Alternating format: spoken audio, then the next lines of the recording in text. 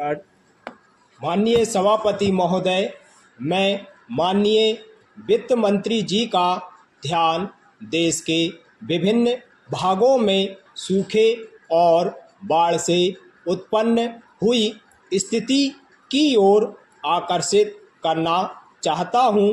माननीय सदस्य महोदय को इस बात की जानकारी है कि मैंने अपने एक प्रश्न के द्वारा कृषि मंत्री जी से बाढ़ के कारण देश में बेघर हुए लोगों के बारे में जानकारी मांगी थी, लेकिन इस बारे में अभी कोई विवरण सदन के समक्ष प्रस्तुत नहीं किया गया है।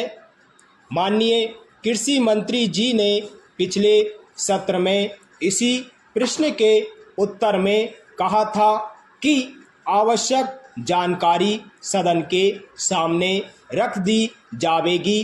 क्या मंत्री महोदय यह बताने का कष्ट करेंगे कि यह जानकारी अभी तक सदन में क्यों नहीं रखी गई है?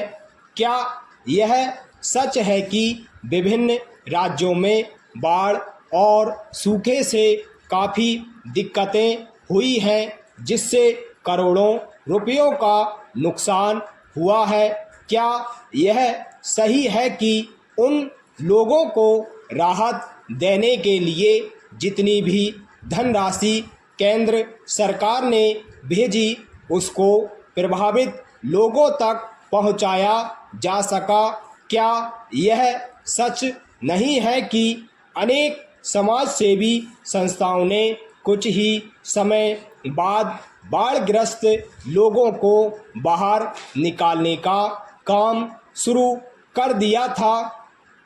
वित्त मंत्री महोदय ने कहा कि केंद्र सरकार ने पर्याप्त धनराशि व खाद्य सामग्री समय के भीतर पहुंचाई गई है, इसमें कोई शक नहीं है। माननीय सदस्यों ने जो बातें कही हैं, उन्हें ध्यान में रखकर यह कहना भी सही है कि लोगों को काफ़ी कठिनाइयों का सामना करना पड़ रहा है। इसमें कोई संदेह नहीं है कि लोगों ने बहुत हिम्मत और साहस के साथ इस कठिनाई का सामना किया है, लेकिन प्रश्न यह है कि जिसका सब कुछ खो चुका है, उसको फिर से बसाने के कार्य में तो उसको सहायता देना सरकार का कर्तव्य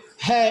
प्रधानमंत्री जी ने बहुत स्पष्ट शब्दों में कह दिया था कि तुरंत राहत कार्य शुरू किया जाना चाहिए। इसमें कोई संदेह नहीं है कि राहत कार्य तुरंत शुरू कर दिया गया था। कई माननीय सदस्यों ने भी इस बात को स्वीकार किया है। बाढ़ग्रस्त इलाकों को देखने के लिए माननीय प्रधानमंत्री जी के साथ गृह मंत्री, वित्त मंत्री, रेल मंत्री तथा अनेक संसद सदस्य भी गए थे।